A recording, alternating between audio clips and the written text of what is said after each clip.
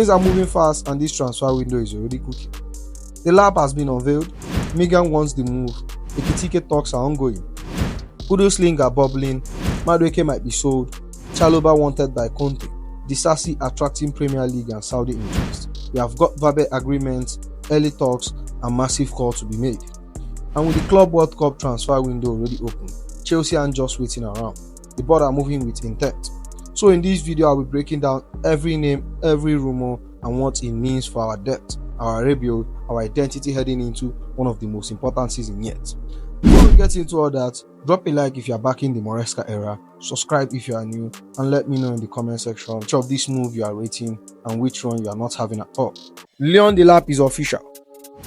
The move is done, dusted, and unveiled. Chelsea have moved early, and they just secured their first signing of the Club World Cup window. Delap has put to pen, posed at Cobham, and have reviewed his squad number. Liam Delap will wear the number 9 shirt at Chelsea. That's right, Chelsea new striker is taking up the infamous number 9, a number that have seen it all, and most often not, for the wrong reasons.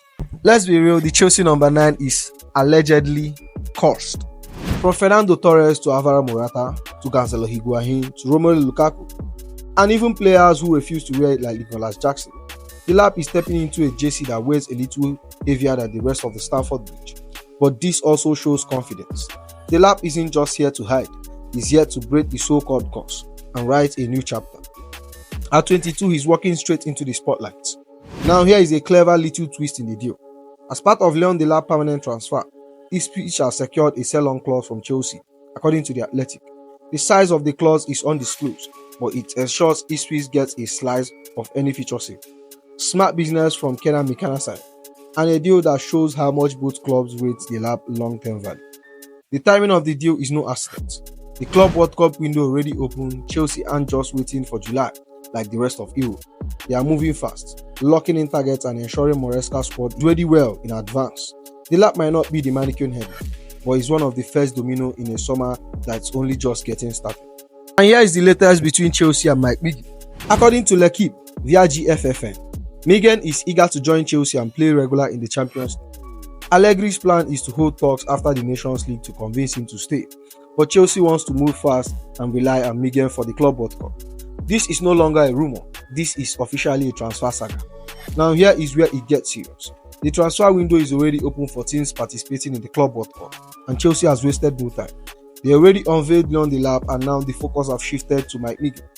Chelsea wants their key signing done earlier, not just for pre-season, but to hit the ground running for Club World Cup. The plan: secure a top-level goalkeeper before other clubs even get their window open. This is aggressive, this is sharp, this is strategy. But Milan aren't ready to give up yet. Allegri, who is returning to take charge of Milan, in a last-ditch attempt to convince him to stay, but Chelsea aren't waiting around. They want the deal wrapped up before the summer madness begins. From Maignan's side, the message is clear: we want Chelsea. He's not hiding it. He wants a stable project, European football, and a shot to silverware. Chelsea offers all three, and now the Club World Cup and Champions League on the table, the timing couldn't be better. So the ball is in Chelsea's court. The transfer window is open, the player wants the move, Milan are trying to hang on, but if Chelsea play the card right, Maignan could be next through the door at Cobham. Let me know in the comment section. Should Chelsea push all in for Maignan, or should we wait and see how Allegri talk goes? And now we are pushing again, this time for Hugo Ekitike. According to ever-reliable Peletigo, there is already initial contact with Frankfurt, who are demanding 84 million. It remains open whether Chelsea and Frankfurt will reach an agreement. This isn't just noise, this is real. We are moving fast. Initial contact already happened, we have approached Frankfurt and we are exploring a verbal agreement on the player side. The fee 84 million is steep. Frankfurt are playing hardball, but that's what you expect from a young striker who lit it up in the Bundesliga for the second half of the season. Ekitike brings raw pace, clever movements, positional versatility, all traits we know Maresca values. Whether it's as a number 9 or a wide threat, or support striker, he gives us option. And again, our window opened early, thanks to the Club World Cup. We have already got Liam Delap through the door, we are deep in talk with Maignan, now we are targeting Ekitike, all while other clubs are still propelling their plans. This is calculated, this is aggressive, and it shows we are serious about giving Maresca a full strength squad. Frankfurt might be holding out for 84 million, but we have done this before. We negotiate, we find price, or we move on. Let's be honest, Bringing in Ekitike doesn't kill the Delap move. It's about building a complete attack, not just one focal point. With Jackson, Delap, and potentially Ekitike, we are building a dynamic, competitive forward line for a long-term 4-competition season. And Ekitike fits the blueprint. Young, technical, high ceiling. Now look, I've always said this and I'll say it again. I have my doubts. Ekitike has been up and down across the last 2 seasons, and 84 million is a massive fee. But again, last summer we went after players like Samu Omarodion and John Dura, who lit up their season after being linked with us. So this time around, I'm choosing to trust the board and the recruitment team. They have earned some benefit of doubt, and if you are backing Maresca, this is the window we do it properly. So far, it's been a full throttle. Delap in, Maignan is close, Ekitike could be next, and this is only June. And now another name have entered the mix, Mohammed Kudus. According to Simon Jones of Mail Sports, Chelsea among the club keen on West Ham attacking midfielder, with fresh interest bubbling up just weeks before the release clause become active. Kudus have an 85 million clause for Premier League club, active for the first 10 days of July. Let's break it down. Kudus have an 85 million clause which only applies to the Premier League clubs and only for the first 10 days of July. It's one of those classic buy now or hold it clause. No room to negotiate, no time to haggle. Just 85 million upfront or you miss your chance. So if we want Kudus, we need to move quickly and decisively. But here's the thing. Look, Kudus is a baller, Premier League proven, physically ready, technically intelligent. He fits into the right half space or floats in as an inside forward with ease. But as much as I rate him, I don't think we are shelling out 85 million for him. We're already chasing deals for Maignan, working on Ekitike, and we just brought in Liam Delap. That's a lot of investment already. If West Ham were open to a structured deal or lower valuation, different story. But with a straight up 85 million pounds release clause, it feels like something we might admire from afar unless the market shifts. With that said, don't rule that out completely. We have seen our board move fast when right opportunity arises. And if we offload a few key names earlier in the window, Kudus will quickly become viable. So now the Kudus clause is public and we have got just 10 days in July to act. Do we get it? Or does 85 million feel like one step too far? Let me know in the comment section. Would you take Kudus at Chelsea for that fee? Or would you hold out for a better value somewhere else? And now, this one came out of nowhere. And that is Noni Madueke to Newcastle. According to Cut Offside, Newcastle United have approached Chelsea to inquire about availability of Noni Madueke. AC Milan are also said to be cycling, and reports claim Chelsea might open to talk if a fee around 60 million euros arrive. And now, the growing whispers that the club might be willing to let him go if the right bid lands. But let's be honest, this one feels like a bit reckless, if not handled properly. Let's break down the reality. Raheem Sterling is leaving. Sancho's loan has ended. He's back at Manchester United. Mudryk is unavailable for the foreseeable future. Estova is not arriving until after Club World Cup. So if we sell Madueke now, we only have Pedro Neto and Tyreek George left as our only winger option. And that's it. 2 players, one is inconsistent and one is still raw and developing. Look, 60 million is a big money for a player who hasn't been consistent. And maybe Chelsea sees it as a good business. But if you sell Madueke and don't bring in 2 proven wide players immediately, it's not just risky, it's straight up squad imbalance waiting to happen. Palmer can play out wide, but he's most effective centrally. And unless we are planning to radically overhaul our shape, we simply don't have the width. If this is a smart pre-planned exit as part of the wider review, then cool. Sell Madueke, bring in 2 proper wingers, get the profile right for Maresca, structure it.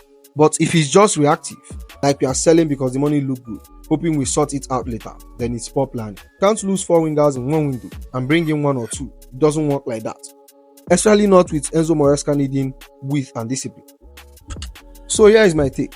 Unless you are serious about bringing 2 solid wingers, selling Madueke makes no sense. I still have my doubts about him long term, but after losing Sterling, Sancho and Mudryk, we can't afford to lose another wide option unless the replacements are ready to walk through the door. So if there is vision behind this, fair enough. But it has to be bold, fast and calculated.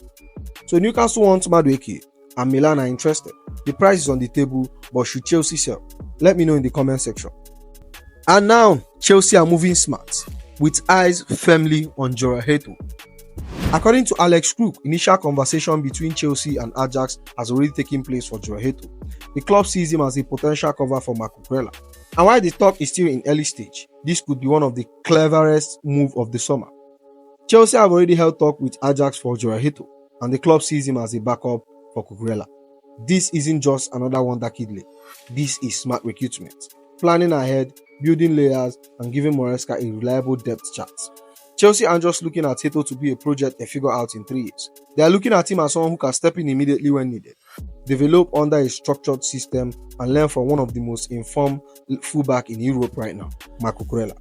Cucurella has gone from question to undroppable, and anyone who watched the final stretch of the season knows why. So bringing in Jorrel, one of the most technically matured 18 years old in Europe, as his backup, that's chess not checkers. Let's break it down. Left-footed, comfortable as a left back or a left-sided centre back in a back three. Composed in possession, already captained Ajax at 18, pure leadership material. You are not just signing a squad option. You are getting someone who can step into big games if needed, hold the line, and match technical demand of Maresca positional system. This isn't just a filler signing. This is structural depth. Now in all this, let's not forget, Cucurella is elite. Let's say it again. Elite. He overcome injury setback, tactical changes, media pressure, and has become one of the most intelligent, aggressive, and reliable outlets on the left side. Having someone like Jorrel shadow him for a year or two, that's how you future-proof a position. It's the kind of left-back depth that not only keeps the standard high, that gives Chelsea continuity and stability heading into a brutal season schedule. For me, Jorrel as an understudy to Cucurella, that's a masterstroke. It's the kind of signing we have been screaming for. Smart, technically gifted, technically aware, and built for a long-term system. If this deal gets done, it will go under the radar for most fans. But come November and December, this could be one of the moves that saves us when the fixtures start piling up. So talk have started, Jorrel to Chelsea is bubbling. Is this the next gem of the rebuild or just smoke? Let me know in the comment section. Should Chelsea sign Jorrel as Cucurella backup, or is this one too soon? And now things are heating up in Chelsea's defense, with 2 major exits potentially on the card. Let's talk about it. Axel Disasi and Trevoh Chalobah, 2 defenders who played roles last season, but whose future now look increasingly uncertain. Axel Disasi exit incoming. According to JFM, Newcastle and Jorrel are interested in signing Axel Disasi, with other suitors expected to be lining up. Now, Disasi came in last 2 summers for around 38 million. And while he did have a run of game under Mauricio Pochettino, the truth is he never really locked down a starting spot when the stakes were high. In terms of raw defending, aerially strong, physically committed, but in Maresca positional play and built-up structure, he's not just as suited. So it's not shocking to see Chelsea open to interest, especially if they can recoup close to what they paid. And with Newcastle looking for Champions League ready depth, Jorrel throwing cash around, this might be the right time to cash in smartly. Meanwhile, in Italy, here is the latest twist. According to reports, Conte has informed Napoli to make Trevoh Chalobah his first choice defensive target this summer. Now, this is interesting. Trevoh Chalobah has been a versatile defender, capable at right centre back in a back 3 or back 4, even a full back when needed. Both injury and consistent tactical shifts have made him difficult for him to stake his claim at Chelsea recently. Still, every time he's been called upon, he's delivered. So while he might not be first choice under Maresca, letting Chalobah go won't be an easy call, especially with his homegrown status and the fact he gives 7 out of 10 every time he plays. Conte clearly sees Chalobah as Kim Min-jae's replacement, someone who can slot into a back 3 with aggression and discipline. So if Napoli push hard and Chalobah wants regular minutes at top club playing Champions League, this could move fast. So what does it mean for Chelsea if both goes? Chelsea will be trimming serious depth at centre back, and that will leave us with Wesley Fofana returning from a long-term injury, Levi Colwill, elite profile, likely to start, Benoit Badiashile, need to step up consistency, Tosin Adrabayo, solid squad rotation, potentially a new signing. So yes, there is a room to sell one, but maybe not both, unless the replacements are lined up immediately. Selling Disasi makes sense if the offer is good, and the profile doesn't fit Maresca's system. Selling Chalobah tougher emotionally and structurally, but Conte interest could test the club resolve. Either way, these aren't moves to panic about, but Chelsea must make sure that outgoing match incoming, and the squad remains balanced heading into the most demanding season in years. So that's the video there. I hope you enjoyed it. Make sure you like, comment, and subscribe, and I'll see you in the next one. Baby.